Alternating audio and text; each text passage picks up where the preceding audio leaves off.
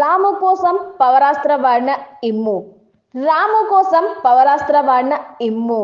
రాము కోసం పవరాస్త్ర వాడిన ఇమ్ము.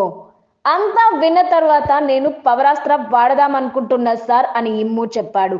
ఈ 6 వారాల గేమ్ చూసుకుంటే రాము స్ట్రైట్ ఫార్వర్డ్ ఉన్నాడు సార్. కానీ ఫస్ట్ 2 వీక్స్ కనిపించిన భరణి అన్న మళ్ళీ కనిపించలేదు. ఎక్కడో బాండ్స్ లో ఇరుక్కుపోయినట్లు అనిపించింది. కనుక నేను రాము కోసం ఇది ఉపయోగిస్తున్నా అని ఇమ్ము చెప్పాడు. దీంతో ఎమాన్యుయల్ తన పవరాస్త్ర ఉపయోగించాడు. కానీ ఆడియన్స్ ఓటింగ్ ప్రకారం ఎవరు లిస్ట్ లో ఉన్నారో చూద్దాం.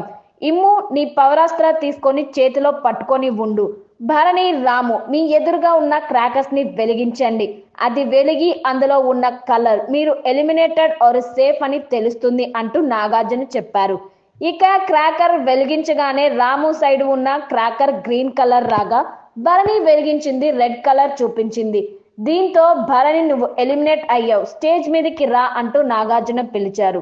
అటు దివ్య ఇటు తనుజ ఏడుపే ఏడుపు. ఎమాన్యుల్ నీ దగ్గర ఉన్న పవర్ నువ్వు వాడావు, సేవింగ్ పవర్. ఇంకా నీ పవరాస్త్రకి 2 పవర్స్ ఉన్నాయి. అవి ఎప్పుడు వాడాలి అనేది బిగ్ బాస్ చెప్తారు అని నాగార్జున అన్నారు. ఇక భరణి బయటికెళ్లే ముందు తనుజ, దివ్య సహా అందరూ పరిగెత్తుకుంటూ గార్డెన్ ఏరియా దగ్గరున్న డోర్ వరకు వచ్చి బిగ్ బాస్ ని డోర్ ఓపెన్ చేయాలంటూ రిక్వెస్ట్ చేశారు. డోర్ ఓపెన్ కాగానే దివ్య వెళ్లి భరణిని హత్తుకొని ఏడ్చేసింది. అరే అరే అంటూ భరణి ఓదార్చే ప్రయత్నం చేశాడు.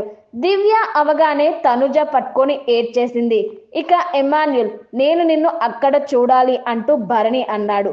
సంజన దగ్గరికి వెళ్ళి మీ మీద నాకు ఎలాంటి కోపం లేదు, హర్ట్ ఫీలింగ్స్ లేవు, ఎప్పుడైనా నమ్మండి అని భరణి చెప్పాడు. ఇక గేటు దగ్గర కూడా దివ్య, తనుజ ఇద్దరు భరణిని పట్టుకొని ఏడుస్తూనే ఉన్నారు.